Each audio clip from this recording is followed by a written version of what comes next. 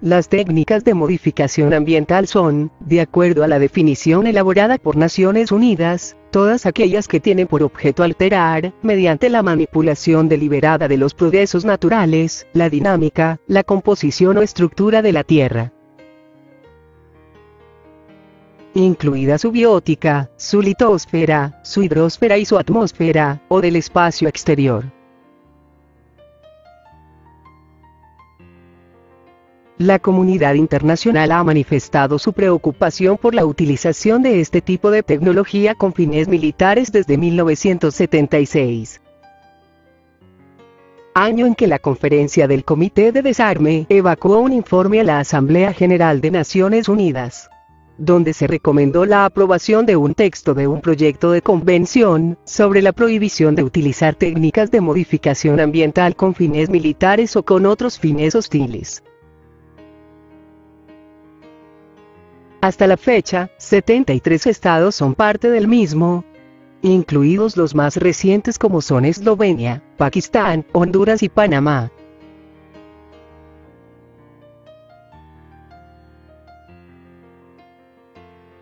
En 1998, la Unión Europea emitió una resolución sobre medio ambiente, seguridad y política exterior. En ella señaló que, pese a los convenios internacionales vigentes, la investigación militar sigue basándose en la manipulación ambiental como arma. Ejemplificando con el proyecto HAARP, llevado a cabo por Estados Unidos en Alaska.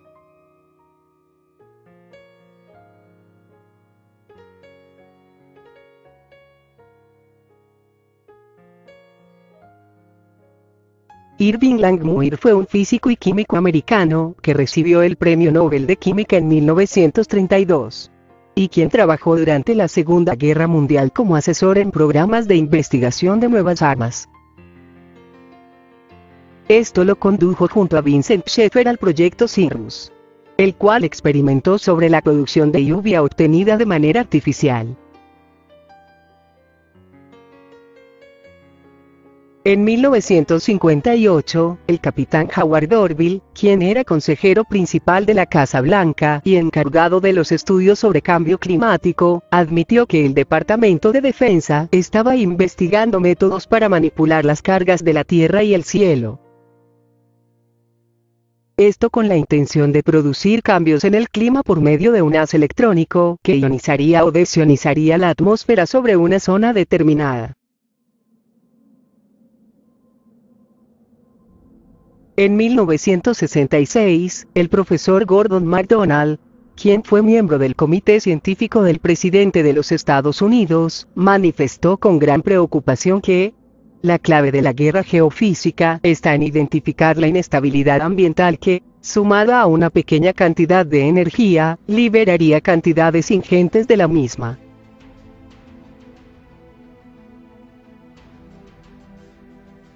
Incluso en su libro A menos que la paz llegue, MacDonald incluyó un capítulo titulado Cómo destrozar el medio ambiente, en el que describe los usos de la manipulación climática, modificación del clima, desestabilización o derretimiento de los casquetes polares, incluidas técnicas para reducir el ozono, ingeniería para producir terremotos, control de las olas oceánicas, y manipulación de las ondas cerebrales desde campos energéticos terrestres. Decía que este tipo de arma iba a ser desarrollada y una vez puesta en marcha, sería prácticamente imposible de ser detectada por sus víctimas.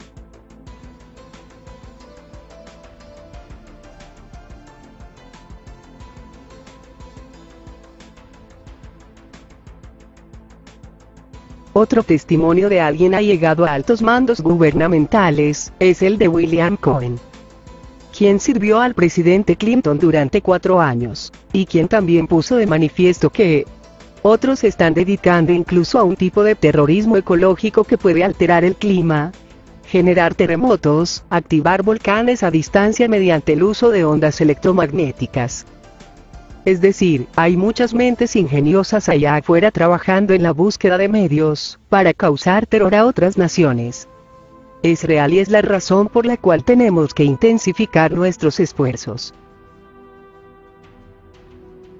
Los científicos llevan décadas desarrollando técnicas para conseguir lluvia artificial, de manera que se pueda contar con este valioso recurso cuando se necesite.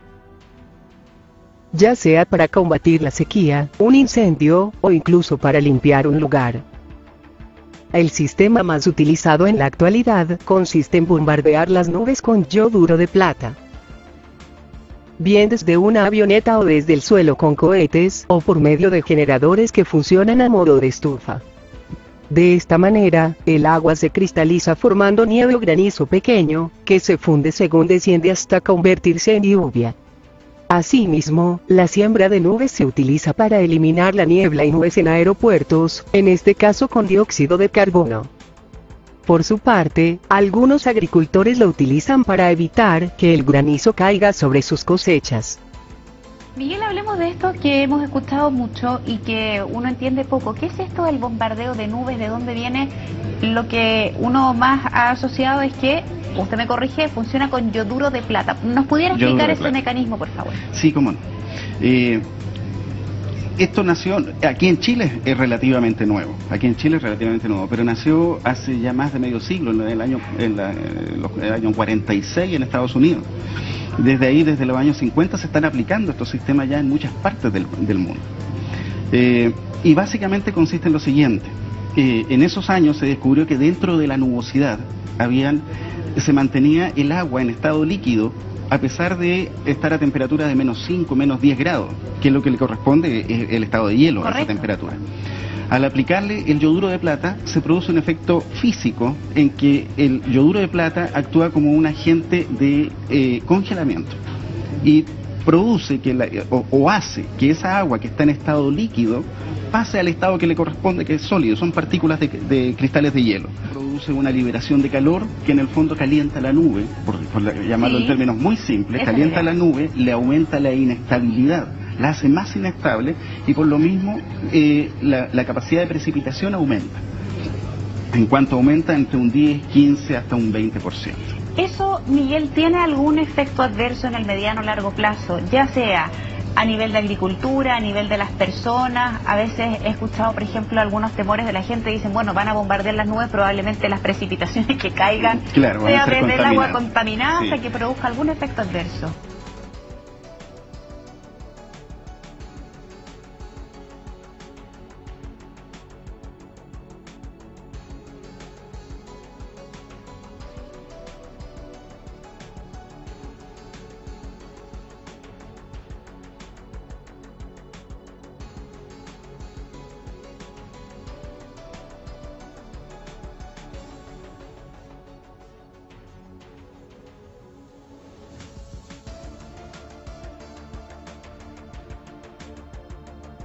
HAARP es el programa de investigación de la aurora activa de alta frecuencia, y que es financiado por la Fuerza Aérea y la Marina de los Estados Unidos, la Agencia de Proyectos de Investigación Avanzados de Defensa DARPA y la Universidad de Alaska.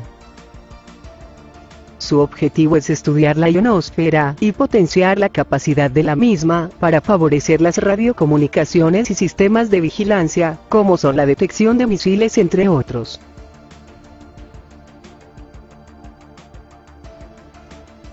La estación HAARP está compuesta por más de 180 antenas y un potente radiotransmisor de alta frecuencia que se usa regularmente para modificar las propiedades de la ionosfera en diversas zonas.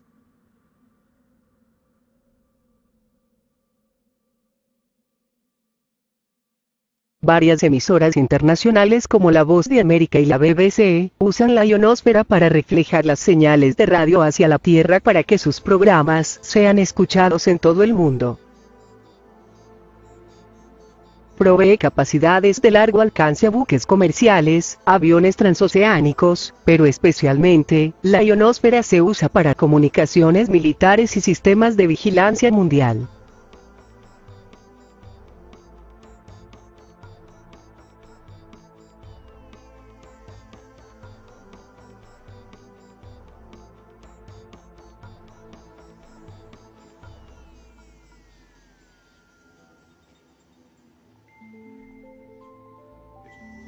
Desde las antenas del HAARP, las ondas se dirigen hacia la ionosfera por encima de la superficie terrestre.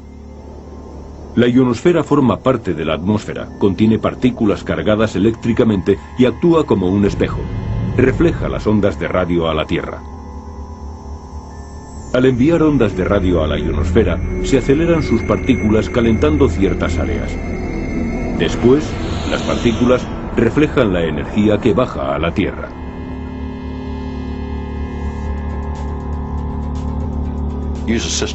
Con un sistema como el HAARP se pueden crear grandes concentraciones de energía. Cuando el HAARP envía la energía a la ionosfera en la frecuencia adecuada, puede captar otra energía que ya se encontraba allí y transformarla para ser utilizada por el sistema. El HAARP es tan potente que puede hacer que la ionosfera vibre en armonía con su señal. La señal de HAARP se puede utilizar como un radar más allá del horizonte para detectar misiles y aviones hostiles. Para ello se usan dos sistemas diferentes. Uno crea un espejo de plasma y el otro reenvía la señal. En cuanto los misiles enemigos son detectados, el ejército puede utilizar diversos sistemas de energía dirigida para eliminarlos. Tal como originalmente fue concebida la antena, debía ser lo suficientemente grande y potente para introducir modificaciones importantes en la ionosfera. Se construyó en los momentos difíciles de la Guerra Fría. Todo entonces se enfocaba hacia la defensa contra un posible ataque masivo de misiles soviéticos. El plan consistía en crear un escudo que protegiera a Canadá y a los Estados Unidos de los misiles enemigos.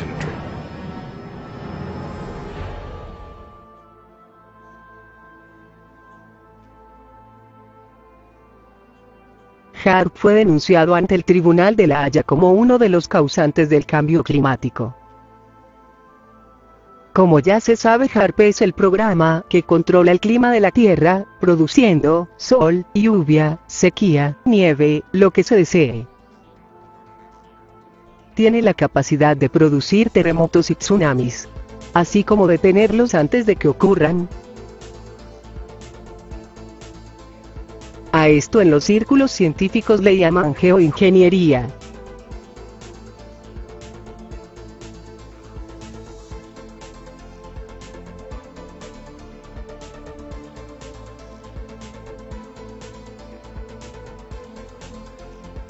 Pionero en materia de tecnología de modificación ambiental geofísica, fue Nikola Tesla, sobre cuyos inventos se dio a conocer en la edición del New York Times en 1915. Según Tesla, era perfectamente viable transmitir energía eléctrica sin alambre y producir efectos destructivos en espacios muy distantes. En sus escritos y publicaciones técnicas, dejó claro que había construido un transmisor inalámbrico que hacía todo esto posible. Un invento que reposa en el registro de patentes. Tesla era consciente que su invento podía proyectar energía a control remoto en la distancia, y que podía usarse para la guerra. El programa HAARP no solo tiene la capacidad de destruir el ritmo natural del clima, sino que es un arma de guerra que lanza rayos electromagnéticos que enferman, e incluso pueden llegar a matar a las personas. Con HAARP se puede controlar el clima, controlar las comunicaciones, controlar la mente de las personas, todo ello lo hace a través de ondas de baja frecuencia. Si ha estado en un concierto de rock y ha sentido las vibraciones de baja frecuencia de la música golpeando desde los parlantes, las ondas ELF son similares a eso. Las ondas ELF son corrientes eléctricas de bajo nivel que provienen de los cables de alta tensión, los cables eléctricos en nuestras casas e incluso los equipos eléctricos en nuestros autos. Normalmente se emiten a niveles tan bajos que no causan daño. Tesla teorizaba que si las ondas ELF pudiesen apuntarse a la ionosfera, en la parte superior de la atmósfera, el hombre podría cambiar el curso del clima. Para facilitar que las ondas de baja frecuencia del programa HAARP lleguen a todos los rincones de la Tierra, se utilizan torres de repetidores de frecuencia. Torres Wien y bario. El bario es un metal electroconductista con el que rocían los cielos de todo el planeta, y es lo que se conoce como estelas químicas o chemtrails. El bario produce en las personas alergias, asma, insuficiencia broncorrespiratoria, neumonías y bronquitis. Así como todo tipo de enfermedades del sistema respiratorio, el bario produce dolores musculares, dolores de cabeza, malestar, paros cardíacos en personas sanas, así como fuerte deterioro de vaso, hígado, riñones, produciendo insuficiencia respiratoria, insuficiencia renal e insuficiencias cardíacas.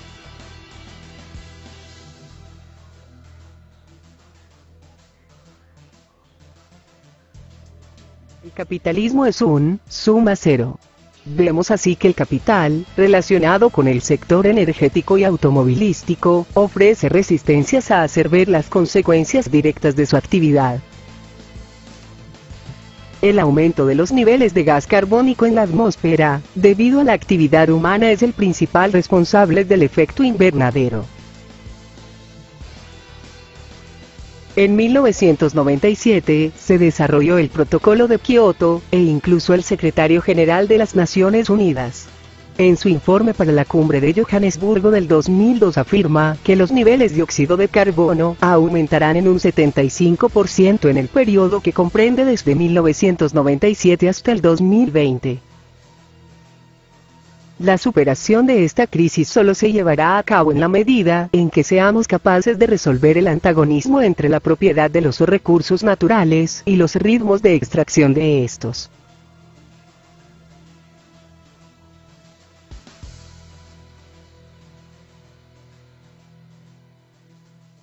El cambio climático y la agricultura son procesos interrelacionados que tienen lugar a escala mundial. El calentamiento global está enfocado a tener un impacto significativo sobre las condiciones que afectan a la agricultura, y también por supuesto a la temperatura y precipitaciones. Estas condiciones son las que determinan la capacidad de la biosfera para producir suficientes alimentos para la población humana. Así, por ejemplo, el aumento de los niveles de dióxido de carbono también tendría efectos tanto beneficiosos como perjudiciales sobre el rendimiento de los cultivos. Cerca de un tercio del calentamiento de la atmósfera y el cambio climático obedece a la agricultura. En general se reconoce que gran parte del principal gas que produce el efecto invernadero, el dióxido de carbono, procede de la agricultura. Sobre todo de la deforestación y la quema de biomasa, a la vez que la labranza convencional y la utilización de fertilizantes generan un alto porcentaje de los óxidos nitrosos. En conjunto, estos procesos agrícolas comprenden el 54% de las emisiones de metano, aproximadamente el 80% de las emisiones de óxido nitroso, y prácticamente todas las emisiones de dióxido de carbono vinculadas a la utilización de la tierra.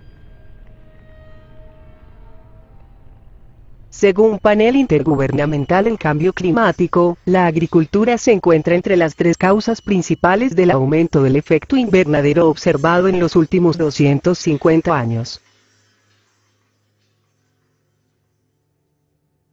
El cambio climático no solo constituye un incremento de huracanes de mayor intensidad, inundaciones o tormentas tropicales.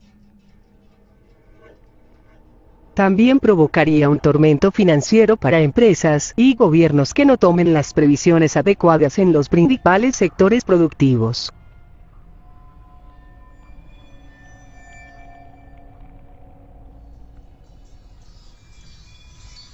Pero además de la tragedia humanitaria, una tragedia que empieza a tomar dimensiones en el tema económico y de empleos en este país. Tres de los renglones más importantes de la economía en Colombia bajo el agua: los cultivos de flores en la sabana de Bogotá, el tema del café y la ganadería. 1.080.000 hectáreas, según el ministro de Agricultura, se encuentran sensiblemente afectadas y ya se empieza a hablar de desempleo, especialmente en la sabana de Bogotá. El mandatario ha anunciado un programa especial, empleo de emergencia, solamente por 6 meses, y ya las personas empiezan a decir que es una medida insuficiente, pues después de los 6 meses la tragedia continúa y las personas no han podido recuperarse todavía de las pérdidas. Según el informe del Panel Intergubernamental de Cambio Climático, de la Organización de las Naciones Unidas del 2009, Por efectos del cambio climático, se destinará hasta el 20% del Producto Interno Bruto Mundial para atender eventos extremos como sequías, inundaciones, enfermedades, hambre, aumento de producción agrícola, entre otras.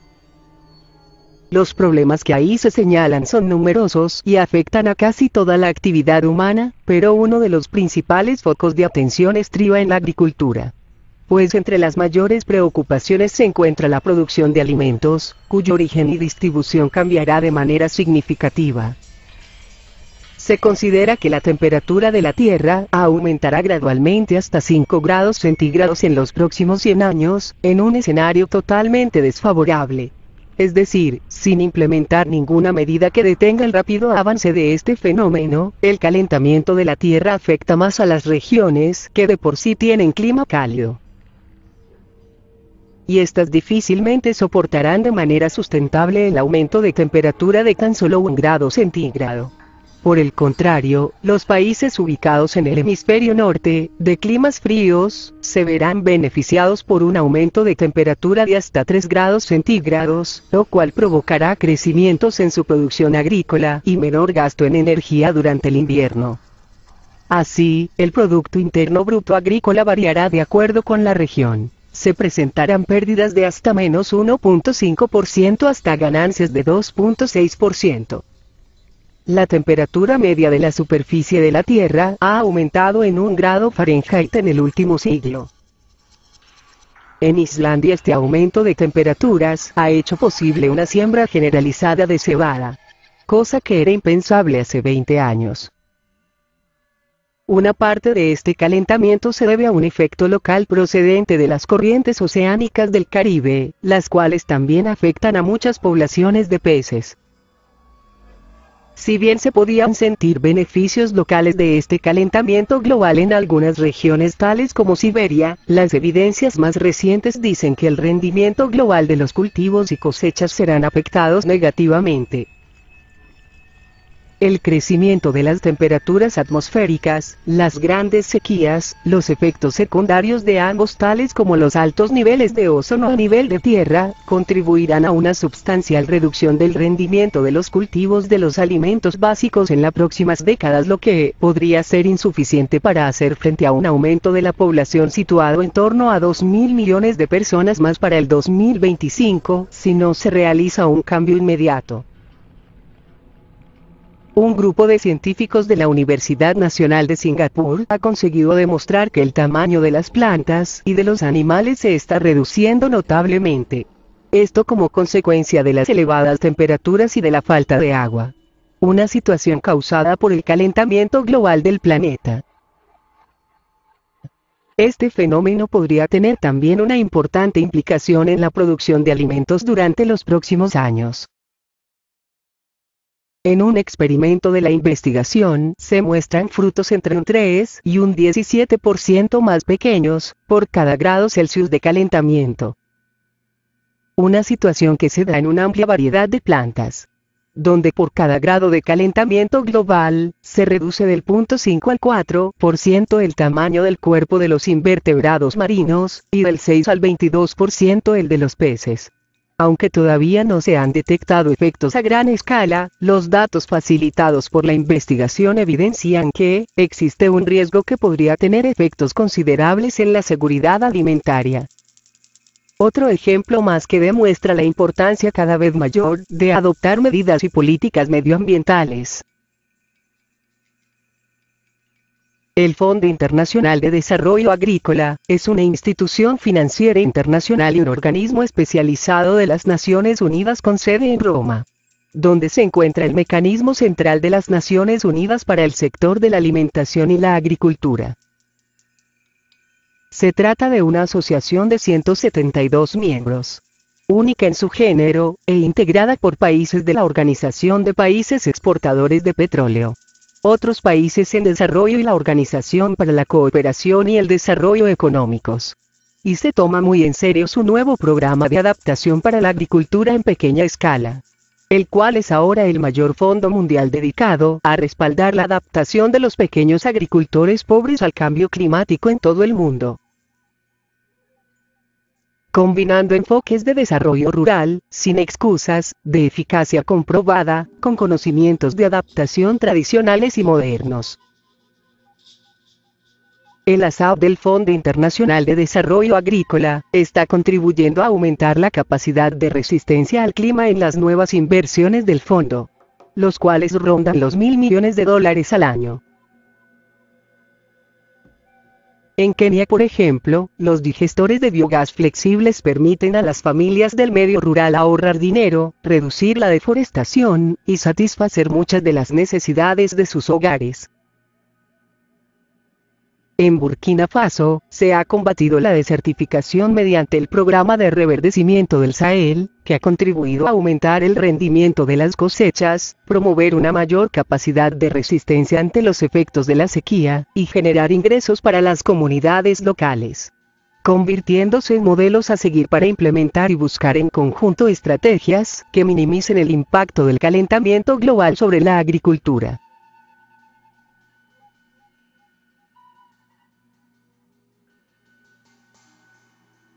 La Convención sobre la Prohibición de utilizar técnicas de modificación ambiental con fines militares u otros fines hostiles, es un instrumento de derecho internacional del desarme, relacionado específicamente con la protección del medio ambiente en caso de hostilidades. El complemento esencial de las disposiciones de la Convención son las disposiciones del primer protocolo adicional a los convenios de Ginebra de 1949. Relativo a la protección de las víctimas de los conflictos armados internacionales, por las que están prohibidos los ataques directos contra el medio ambiente en caso de conflicto armado. La convención fue negociada en el marco de la Conferencia del Comité de Desarme, y aprobada por la Asamblea General de las Naciones Unidas el 10 de diciembre de 1976. Siendo abierta para su firma el 18 de mayo de 1977 en Ginebra, y entró en vigor el 5 de octubre de 1978. La finalidad de la convención es evitar que se utilice el medio ambiente como instrumento de guerra, prohibiendo la manipulación deliberada de los procesos naturales que puedan provocar fenómenos tales como los huracanes, maremotos o cambios en las condiciones climáticas. Los Estados partes en la Convención se comprometen a no utilizar técnicas de modificación ambiental con fines militares u otros fines hostiles que tengan efectos vastos, duraderos o graves, como medios para producir destrucciones, daños o perjuicios a otro Estado parte. También a no ayudar, ni alentar ni incitar a ningún Estado o grupo de Estados u organización internacional a realizar esas actividades. Las técnicas de modificación ambiental a las que se hace referencia, son las que tienen por objeto alterar mediante la manipulación deliberada de los procesos naturales, la dinámica, la composición o la estructura de la Tierra. Para que esté prohibida en los términos del artículo 1, la utilización de las técnicas prohibidas debe acumulativamente serlo con fines hostiles, causar destrucciones, daños o perjuicios a otro Estado parte, y tener efectos vastos, duraderos o graves.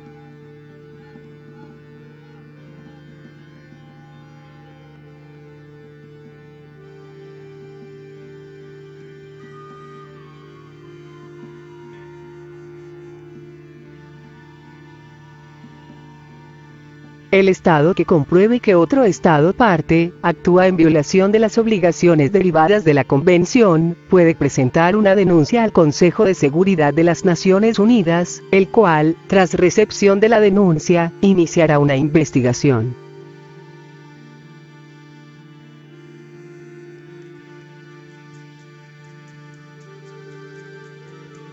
Todos los Estados partes se comprometen a tomar las medidas que consideren necesarias de conformidad con sus procedimientos constitucionales, para prohibir y prevenir toda actividad contraria a las disposiciones de la Convención, en cualquier lugar situado bajo su jurisdicción o control.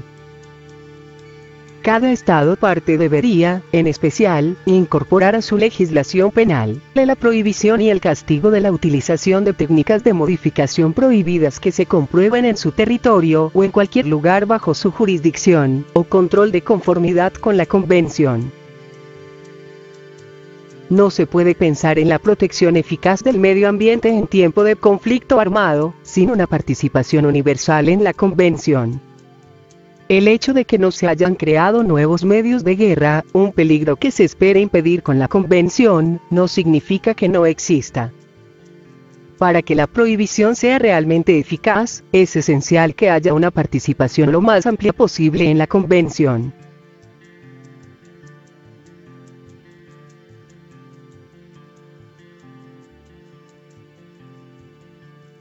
En la Convención se determina un procedimiento de revisión periódica del funcionamiento de la misma.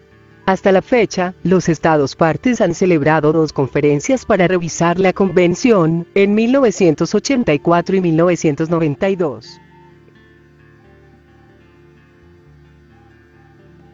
Los estados tienen la obligación de consultarse y de cooperar entre ellos, para resolver cualquier problema relacionado con los objetivos de la Convención y con la aplicación de sus disposiciones. Los estados partes se comprometen a facilitar el intercambio más amplio posible de información científica y tecnológica sobre la utilización de técnicas de modificación ambiental con fines pacíficos, y a cooperar en los ámbitos económico y científico en la preservación, mejora y utilización del medio ambiente con fines pacíficos.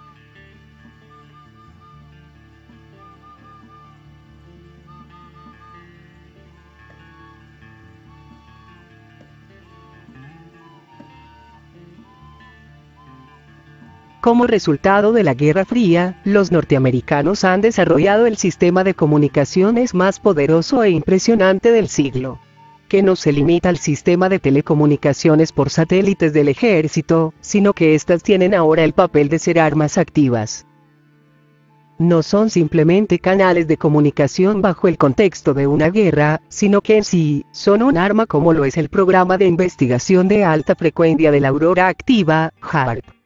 Los Estados Unidos de América es signatario de la Convención, por tanto se afirma que es Estado parte y como tal completamente obligado a su cumplimiento, ya que es un principio universalmente aceptado, que los tratados internacionales suscritos por los países, tienen categoría de derecho positivo interno para los mismos, y son por tanto de obligatorio cumplimiento. Las acciones que se describen como técnicas de modificación en el artículo 2 de la Convención sobre la prohibición de utilizar técnicas de modificación ambiental con fines militares u otros fines hostiles, se avienen perfectamente con la descripción de los procedimientos de HAARP. Entendiendo que la expresión, técnicas de modificación ambiental, comprende todas las técnicas que tienen por objeto alterar mediante la manipulación deliberada de los procesos naturales la dinámica, la composición o estructura de la Tierra, incluida su biótica, su litosfera, su hidrosfera y su atmósfera, o del espacio ultraterrestre. Evidentemente, la manipulación deliberada de la dinámica y composición de la atmósfera y el espacio ultraterrestre están literalmente descritos como ilegales en el texto de la Convención. Mientras el mundo mira preocupado que la concentración de gas carbónico en la atmósfera ha llegado a más de 379 partículas por millón, y se pronostica que la temperatura de la Tierra aumentará entre 1,8 y 4 grados centígrados hasta finales de siglo, Estados Unidos de América se niega a firmar el Protocolo de Kioto. Estados Unidos de América es el principal emisor de las más de 75 millones de toneladas métricas de gas carbónico que se expulsa a la atmósfera diariamente. Empresas petroleras de Estados Unidos de América se dedicaron a boicotear los esquemas del mundo para reducir el calentamiento global. Más que permanecer indiferente, lo que ya es de por sí condenable, el gobierno de Estados Unidos se dedica a marchar en contra del resto del mundo, dañando deliberadamente la capa de ozono con fines militares ofensivos.